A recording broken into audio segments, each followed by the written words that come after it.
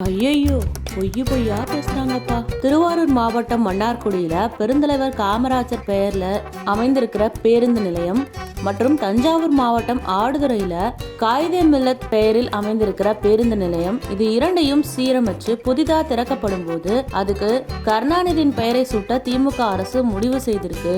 இது வன்மையா கண்டிக்கத்தக்கது. திமுக ஆட்சிக்கு வந்ததுல இருந்தே புதுசா திறக்கிற மதுக்கடைகள் தவிர மற்ற எந்த முதன்மையான அரசு கட்டிடங்களுக்கோ முன்னாள் முதல்வர் கருணாநிதி பெயரை சூட்டுறதுலயே குறியா இருக்கு. அது மட்டும் இல்லாம தமிழ் பெரும் தலைவர்களுக்கு அங்கங்க எங்கேயாச்சும் உள்ள ஏதாவது ஒரு அடையாளங்களை அழிக்கிறதுக்கே முயற்சி பண்ணிட்டு இருக்கு. பராமரிப்புன்ற பெயர்ல அந்த கட்டிடங்களுக்கு ஏற்கனவே இருக்கிற பெயரை மாற்றி கருணாநிதி பெயர்ல திறக்கதான் எப்போதுமே திராவிட மாடல் ஆட்சி திட்டமிட்டு இருக்கு.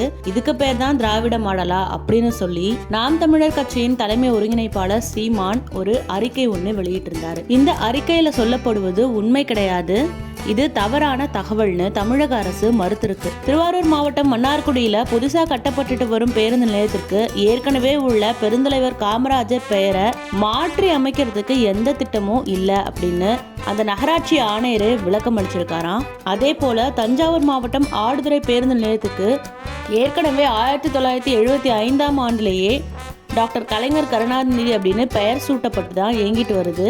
அங்க இருக்கிற 6 வெளிப்புற கடைகளுக்கு காயிதே மில்லத் பெயர் சூட்டப்பட்டிருந்துச்சு.